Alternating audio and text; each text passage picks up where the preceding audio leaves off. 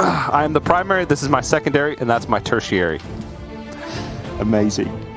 We are looking like we're going to get into the game. Luna is going to have a particularly tough time in game 1 without that sideboard available to her, but only if DreadEye doesn't draw those 3 cards. Because that is a whole bunch of nothing going on right there. Okay, I'm back. Sorry, Neil. I had to get them out of the room before they knocked over all my lights and cameras. Oh, that would be great. I was waiting for it. Just saying that DreadEye's got a particularly horrible hand. I know that you play this deck a lot. What's the chances of this maturing into a real hand really quickly? As soon as he draws a weapon, right? Okay. That's really it. Now, you can play... The hardest games as Weapon Rogue are when you don't draw a weapon, you have to play like these creative games. But it looks like he's just going to prep. I imagine Secret Passage here, yeah. So desperate to find a weapon, that Secret Passage is being used with prep just to find one. And if he doesn't find one here... Oh, he found it, but it's a self-sharpening sword. It's the worst one, but still decent. Yeah, I mean, it's a Weapon Rogue, and you've got a weapon. I mean, even I can see that that's a decent thing to do. But I've even seen some Weapon Rogue players cutting a self-sharpening sword, or cutting even both self-sharpening swords, because you almost never want it. You just play it for the redundancy, right? So you know, it's just so much worse. Especially if you look at the win rates when kept in Mulligan, it's just so much worse. Right. But it might save DreadEye in this particular game. It's at least going to turn it into a game of Hearthstone, which it wasn't going to be without it. So it's the perpetual question of, can you find anything better? No. Still a ton of damage, though. It's just now he's got a one-dimensional gameplay. A lot of times with the Tusk, you can play more of a like board control centric matchup where you get paralytic poison online and you start swinging into minions, and then once your weapon is beefed up enough, then you start hitting face when you feel like you have like this critical massive damage in hand. But now he's at 24. He's going to be staring at a lot more damage on board, and really has one singular game plan, which is hit face. So he doubled deadly poison. So right now his weapon is at 6, right? Yep. So he does have enough charges. Could it be 6, 7, then 8, which is 21 plus Inner Strike in hand. He just needs the 3 turns to be able to do that, which who knows? And that's not accounting for if Luna hits Ice Barrier. Does not hit Ice Barrier. Yep. Luna also actually setting up to race here. She's going to have a pretty big board in the next turn or two. Even though it's going to be very rapid, like you just counted 3 turns. Against her, she's also got her own 3-turn lethal setting up here, so an Ice Barrier could have maybe changed that equation around. For every situation. Okay, he's got to think if this changes the clock. So if he puts 7 damage in here, his weapon will be 8, so he has 8 plus 9, 17. He's got enough to attack a minion here. Okay, it would still be over 3 turns if he attacked a minion. Right. This going face does gives him an out for lethal next turn. That's what, so there's now actual draws that would make it work, right? Yes, because he has 14 currently next turn. If he draws deadly poison, which he still has a natural deadly poison in his deck, or if he draws one of the wicked stabs.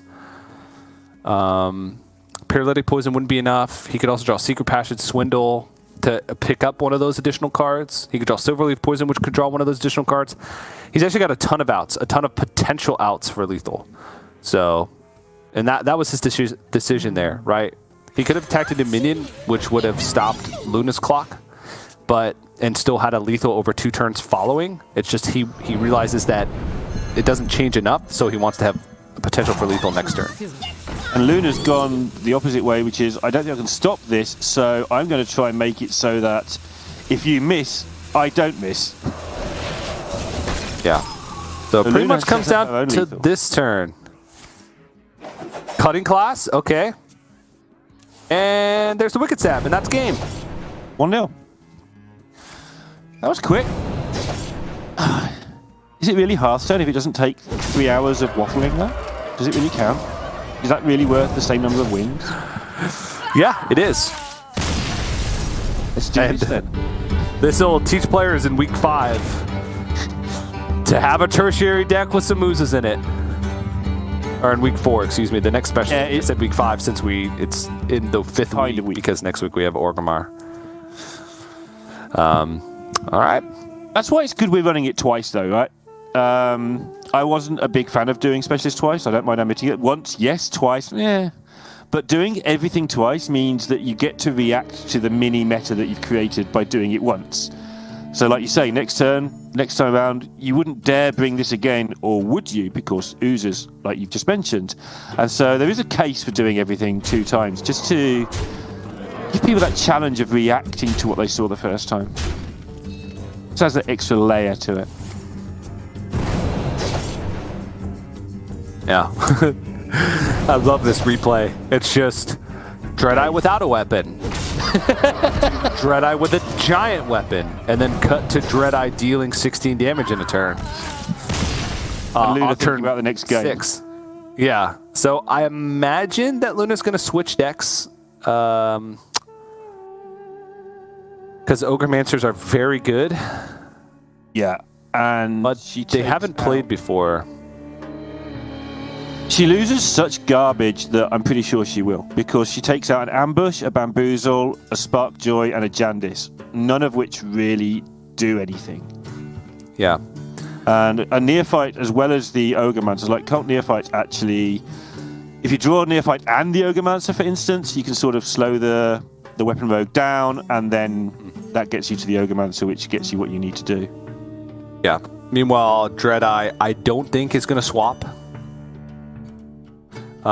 Secondary deck has double Penflinger, Brain Freeze, and Backstab, but it does cut Cloak of Shadows, which can sometimes be important in the matchup. And the tertiary deck just adds Cult Neophytes.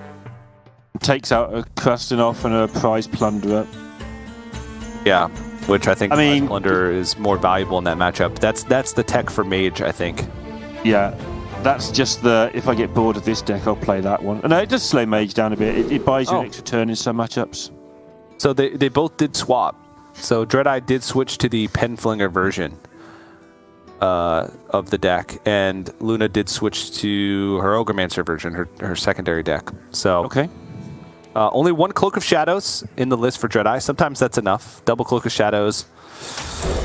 A lot of times it's for decks where you need to play board control a lot early. I think the most I've gotten use out of Double Cloak of Shadows is against like Rush Warriors. Makes sense. Because you have to play board control so much early, and then you need all this time to set up your big weapon, and they have armor up, so you need all this time. And then you realize that they're playing the version with Troublemaker, which that 6 damage goes to Cloak of Shadows anyway. The attack still. It's a very... oh, does it really? Okay. It's a very specific card, right? It has to be played in a matchup where you know exactly that you're going to win the race on average by or lose by 1 turn or half a turn. So you want it for those exact matchups where it's such an equal fight that you need to have the mirror, maybe? Mirror, but Mirror's weird. And against Priest, it's actually super important. You wouldn't think that it'd be important against Priest, but it's important against Priest to block lifesteal multiple turns in a row. Mm-hmm. Block the ability for the Priest to lifesteal multiple turns in a row, because you're setting up for a 1-turn kill a lot of the time. And you need a little bit of damage because it's hard to get exactly 30. You can get 26 naturally from the deck. Luna has a lot going on here, though. Neophyte Plunder next turn, activate your passages to 0, that sort of thing. No weapon? Yeah. Even though there's no secret in hand, the Shadow Jeweler Hanar is actually too threatening for Weapon Rogue to leave alone. Just because you can get Ice Barriers. Yeah, that's it. Ice Barriers. Yeah, Ice Barriers. 3/6 Oasis Man. 3/6 Oasis Man. Quite good. Some would say he is an ally. Mm-hmm. An Oasis ally. Yeah, that'd be a good name. They should call them Downs- that. Downside of this play is... Oh, wait. Oh, good prize plunder. Ogremancer costs 4. Yeah. Oh. The downside is next turn your Ogremancer can be played. I don't like that downside. If I'm DreadEye, I don't like that downside. I mean, downside is... That's really the only card that Luna discounted because double Secret Passage is minimal. But the Ogremancer, she could probably just win the game off of that. DreadEye does pick up the Swine Tusk Shank, but has already used a couple poisons. It's going to take a long time to build up that weapon. Building up that weapon takes spells, and spells create tutus. Not just any normal tutus, Neil. Tutus with taunt. That's the big deal. 0 mana Secret Passage could actually be really huge if it finds the second Ogremancer as well. So when Luna plays it on turn 5, obviously, because then she can find the 5 mana Ogremancer to go alongside the 4 mana Ogremancer that's either been dealt with or won the game by that point. Mm-hmm. Choose soon.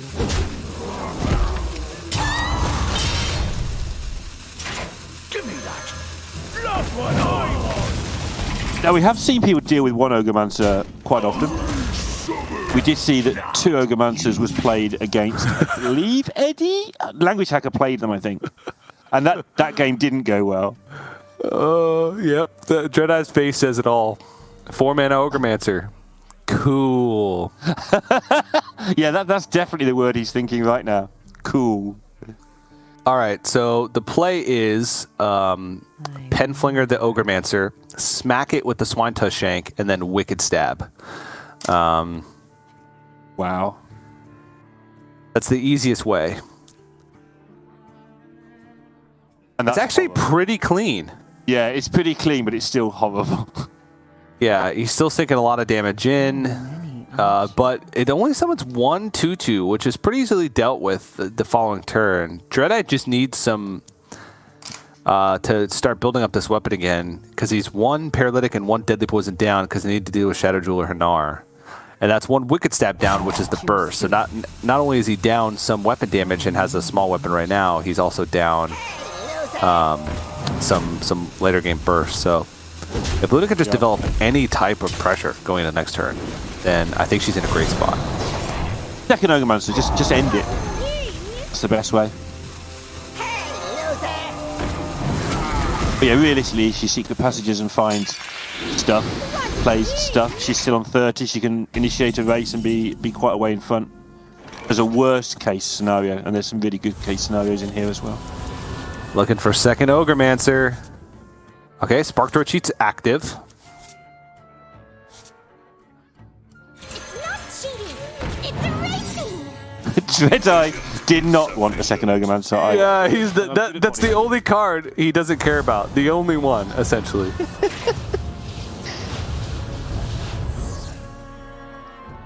But he also has his own issues. Like, he's not really getting much himself.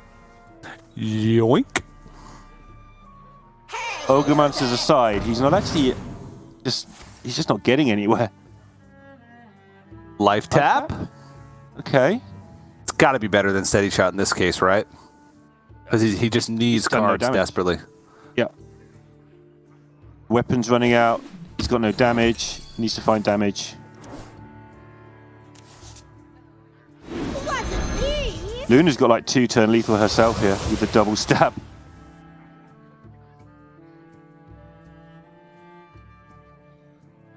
He's got 14 next turn as it stands. Hey, loser. Wasn't me. Choose soon.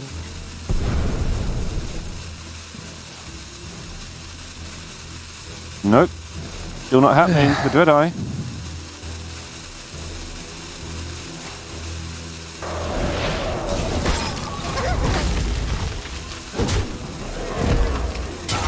Silverleaf Poison or 2 will help immensely. This scenario. Yeah, definitely needs something to draw cards with. Ogremancer. Ogremancer? Ogremancer. No, but Mancrick. Actually, Mankrik's not that valuable. I think Kazakus is more valuable. Looking for a few Yeah, gold because of the nuggets. potential for lifesteal. Sure. There you go. Steal. Taunt also has some value as well. And make another one is always the answer. Sometimes deal 3 damage if it's lifesteal to get immediate value out of it. It is lifesteal and it looks like summon a copy. Potion Ring ability toss. to get more life steals. Hit you. I was thinking ring toss because the greater golem's going to corrupt the ring toss, and then you're never mind. You're getting rogue secrets. Nope, forget about it. Ignore me. Yeah. You wanted the old the block. The old ice barrier. Nope, ring toss is not nearly as good. The one benefit that ring toss does have though is you can get shenanigans. Poison. Oh, and turn things into bananas, Yep. which is nothing if not funny. But to spend 4 mana for shenanigans, nah. We'll leave that to Decalunacy. See? I had my Ysera turn into a banana earlier. How'd that feel? I buffed my Sethek with it and did alright, I think. But yeah, There you go. it didn't feel great, but it was definitely at least a use for the banana. Turns out it worked even better. Yeah, just what I wanted all along. Yeah, I mean, DreadEye is picking apart this board quite well. This Penflinger and then a Brain Freeze. It's just, Choose he's food. dealing just like incremental damage. Luna's still at either 26 or 24, depending on if DreadEye wants to go face here. I think he needs to cash in. Yeah. Yeah. He's rolling about 5 turns too late, so Luna in a good spot. Yep. And Luna in a very good spot because DreadEye just doesn't want to see any more of this, I don't think. Yep, Make and sure that he can't do anything clever. he's getting further and further away. The Shadow Step on the Cold Neophyte important because Luna just wants to make sure that it's as difficult as possible for DreadEye to clear up these lifesteals with maybe Penflingers. Like if DreadEye could Penflinger one down and pick up a Paralytic Poison to deal with the other one without giving the lifesteal, that would have been ideal. But DreadEye's hand is atrocious. 2 weapons, a Penflinger, Secret Passion, and Koga Shadows. He doesn't even have a poison. And he can't even draw a card unless he swings with the weapon. And Secret Passions cost 3 mana, and every spell that he would pick up then costs 2 mana more. His best play might be to trade over his minions and then Cloak of Shadows to try and limit the amount of lifesteal that Luna can get off of him. But he can't trade in both. He can only trade in one, and then the other has to be traded into a lifesteal minion to give the health over anyway. That's a forlorn sounding picture you just painted there. Yep. Oh, Penflinger's own. Oh, okay, I didn't see this. No, this is Found a way good. that you missed, TJ. Yeah, okay. I mean, that was the play that I wanted. I just didn't Yeah. realize that he could. I just hadn't seen the lineup being able to kill off his own stuff. Yeah. That was... You got the play, but DreadEye just tidied it up. That was... The problem is, Do anything, but it's... it doesn't do anything. That is the only Cloak of Shadows in the secondary deck for DreadEye. So there's not another one. And he has a whopping 4 damage in hand. And a Wicked Stab gone. I still appreciate it when the players do this, though. Like, it does show their skill. Like, that was really cool. It makes no difference, but it does show a play that I wouldn't have thought of. Like, and you did think of. But it's not going to change the outcome, but it's still nice to see that the players can go, hey, look at me, look at these things that I can think of and do. Because that's cool. Because in a similar situation on another day, that would make a massive difference.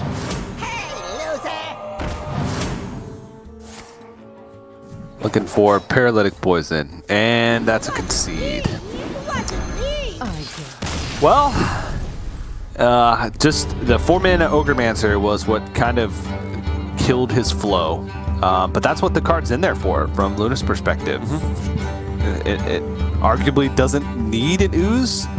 At least the the tertiary deck that she's playing, the Ogre-Mancers and Cult Neophytes still have value against Mage, which that's what the tertiary deck is there for also.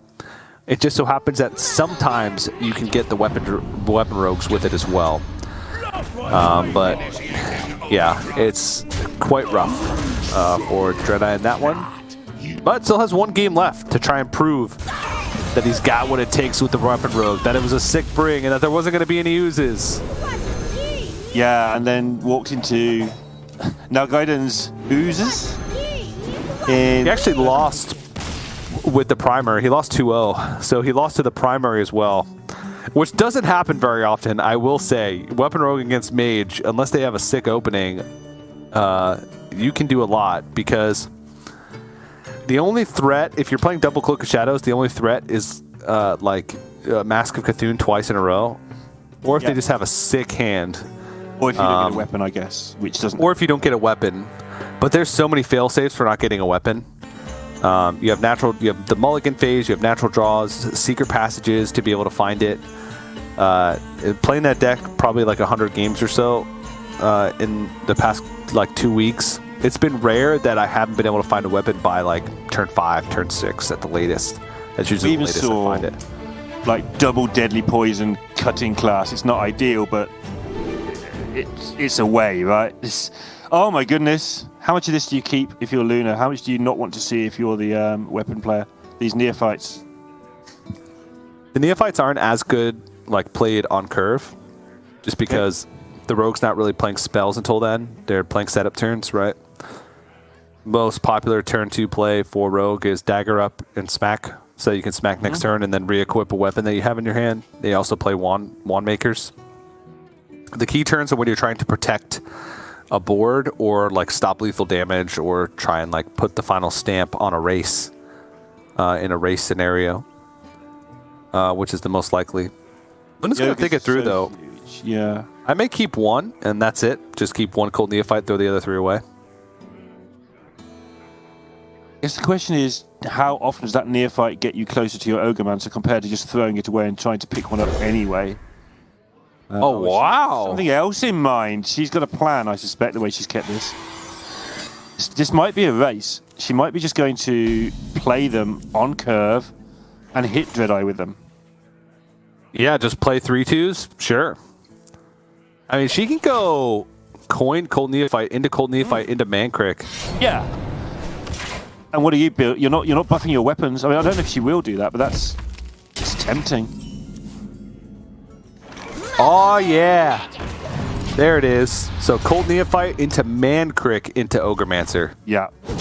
Or Cold Neophyte into Cold Neophyte again to protect, to not let DreadEye play many spells this turn. That sounds better.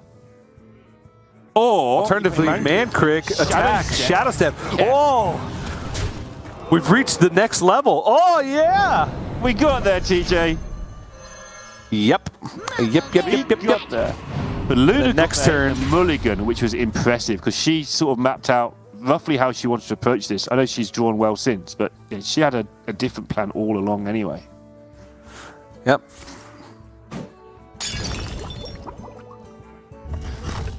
Your cards have no value here, sir. Not without making a 2/2. Coin Ogremancer, and you can call this one done. The face DreadEye is unimpressed. That was a smirk from Luna. That was a smirk. Yep. She's always been one of the most sporting players in all of Hearthstone, but even Luna couldn't resist just a small smirk there as to how ridiculous this game has gone. Yeah, good luck. And then she gets to go Cold Neophyte the following turn too. Oh. Secret passage into Shadow Step into Neophyte. Yep. I think you look for it as well. I'm not even joking. I think you do go Neophyte passage and see what you find. And even outside of that, right? DreadEye, even if he had the perfect way to deal with this Ogremancer, which I can't even think of because his weapons only had 2 attack. Usually you need your weapon to be at 3 attack at this stage so you can Wicked Stab it and only summon 1/2/2. Then he's at 18. Yeah. There's 6 more coming his way. Yeah, it's showing how good Luna's keep was, right? Forget the thing about the Ogremancer. Like, it's showing that the idea of neophyte into neophyte was just a good plan. Yeah, it's got to go Wicked Stab into Brain Freeze, more taunts, 7 damage coming his way next turn. He is losing this race fast. I mean, he's not even starting the race. Yeah. Oh my. Oh, is he going to cloak this turn? That's his only cloak. Oh no. Muzzle their magic. I never lie, but I never tell. Yep. They're waiting for you. Team. I think she kept the passage for the fact that Ogremancer costs 5, and she'll have 6 mana next turn as well as developing being a fairly obvious thing to do.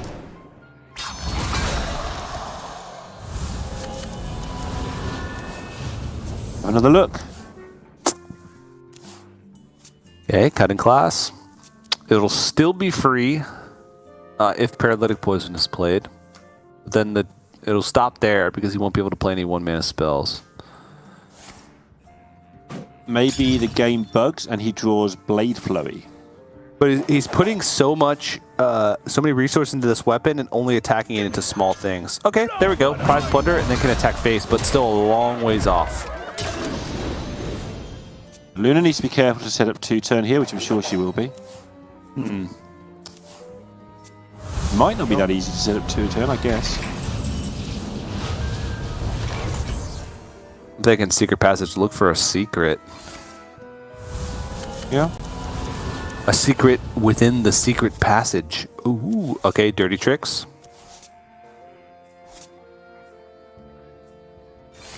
Yeah. Looking for... Well...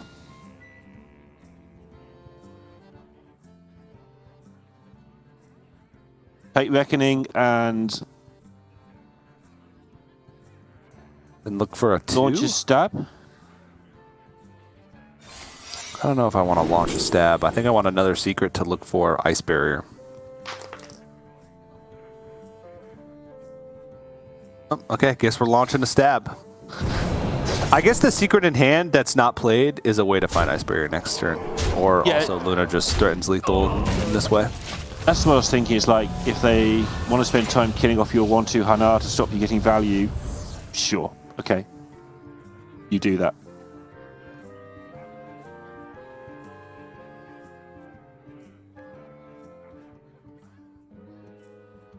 Hey, loser.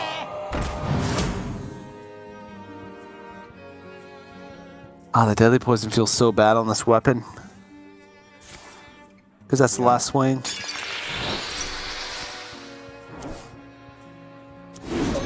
Any lethals? Possibly. One Thief's pretty good, but there's not that much damage, weirdly enough, from One Thief. Not in a singular go. Luna's worried. She's got a lot of outs, but she's worried. Oh! This is some damage going on here. I want to dump all this. Ah, the problem is You don't pick the one. he's got to kill the Shadow Jeweler Hanar. I don't know. I want to dump Prep and Sinister Strike.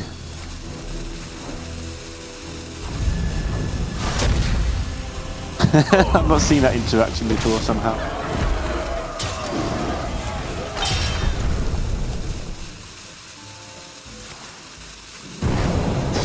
It's a lot of damage. Counterspell might help a little bit, but I feel like she might actually need a bit of help.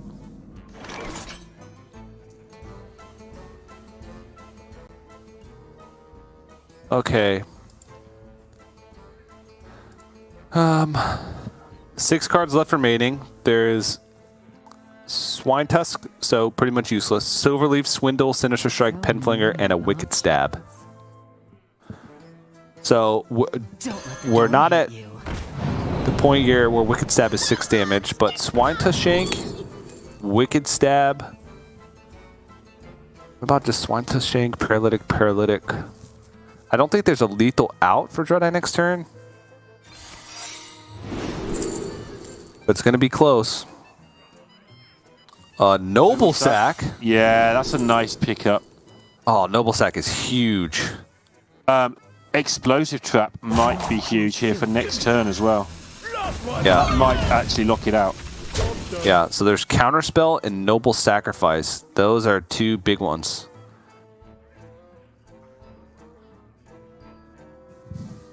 I don't see how Luna loses after those secrets, actually. You don't pick the one, silly.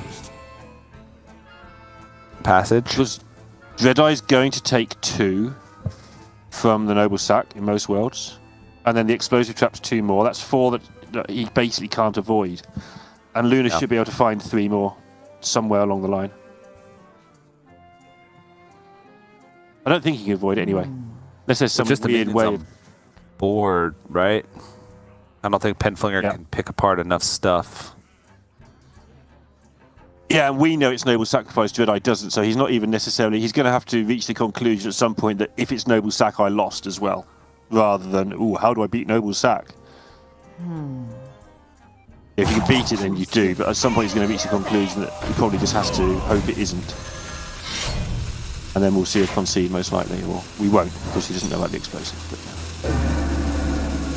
Well, because of the Paralytic Poison, he's not going to take 2 from the Noble Sacrifice. Oh! Yep.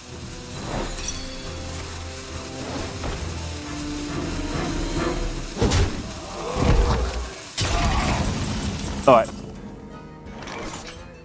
Oh, 1 mana off, but Luna has still to a chance to find Ice Barrier. Galloping Savior, yep. Savior. It's the cheapest and also could be beneficial. It really might be as well. Oh, is she looking for lethal with second Wicked Stab? 15 cards remaining, though. What else could there be? Ogremancer? Yeah, another seat. Oh, she's got it. Whatever it is. There it is. Got it.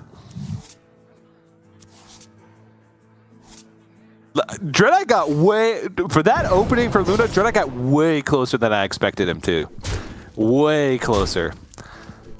Because that came down to exact lethal from Luna. If she had hit any other card in her deck from that Wicked Stab, then that could have been game over because DreadEye saw a lot of damage in his deck, and he had a Secret Passage. He had both Wicked Stab and a Sinister Strike in his deck, so that could have ended a lot poorly. But she did the math, realized that finding Wicked Stab or Ogremancer in that last bit of her deck was enough to get her across the finish line. And she wins 2-1, securing a spot in the top 8. And DreadEye, despite a valiant effort and a cool bring, the only player to bring Weapon Rogue, despite it being one of the most targetable decks, had a group where there was a player in his initial match that brought double ooze in a tertiary deck. Yeah. Still got close. Yep, and picks up another point for his trouble. So, because he had that really good week 1 where he got to the final, these ones are really valuable to him, if that makes any sense. If you're down the bottom, you might need more than 1 point to get yourself out of it. But when you start off with a chunky 4, just avoid those duck eggs and you're okay. And yeah, just picking up the points, just keeping himself nicely in the top